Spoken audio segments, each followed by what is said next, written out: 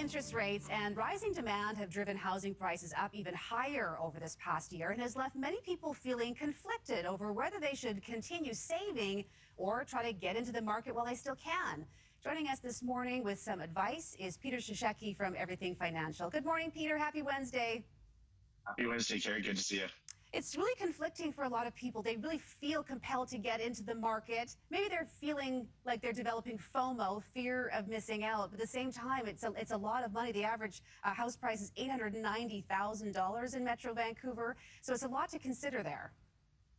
That's right. So a lot of people are looking at what we've talked about actually in a segment earlier in the year, I think before the pandemic even started, so that's a while ago now, and that is moving out to the valley, moving out of the city, moving further out, and trying to find some positive in this past year of craziness through the pandemic is the fact that a lot of companies have moved to the outsourced office outside of the city. So people can do that where they're doing way less of a commute. They can get more bang for their buck outside the city. And you know what? A little better quality of life. They get a yard, they get a little more space. They're less time in the car, way less travel. So that's what a lot of people are finally doing. And instead of trying to buy the first home in downtown Vancouver, which the prices are just insane, and maybe you get one of those homes later on in life when you've worked your way up to that area. Yeah, it kind of depends what you're looking for. Of course, a lot of more people are working from home right now. But those interest rates have been very, very low, and that makes it very tempting to get into the market. It does, and it gives people a false sense of security because interest rates will not stay at this level forever. Now, the indication are we're not going to see any increases soon because of all the money spent by the government. I mean, you can't afford high interest rates right now, but eventually they will go up. So don't overstretch yourself when buying. And remember, just because you're approved for a certain level of mortgage doesn't mean you should buy right to that level of mortgage. Be conservative. Make sure you have some money for doing some of the better things in life, like maybe eventually next year or even later this year, traveling. Make sure you go through a good cash flow analysis to make sure you're not house poor, because that's not a lot of fun either. Yeah, any advice for young people who are tempted to find a way to jump in while those interest rates are so low?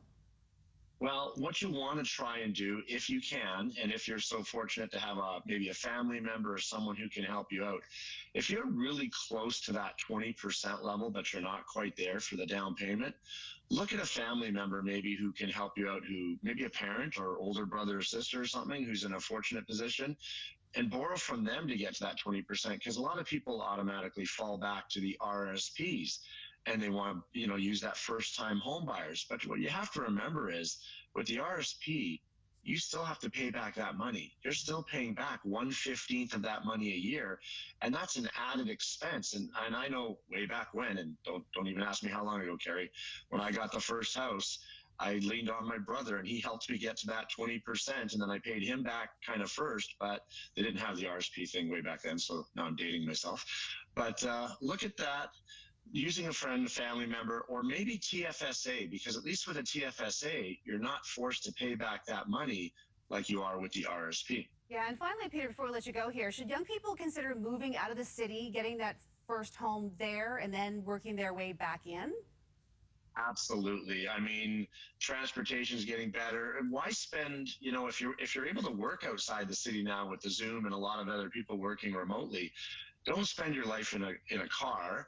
Work outside or live outside the city. But again, like we said, quality of life, getting more bang for your buck is not a bad thing. And maybe you'll work your way into the city later on in life at some point. Yeah, depending on what you're looking for. All right, Peter Cishecki, thanks for joining us this morning, Peter. Have a great day.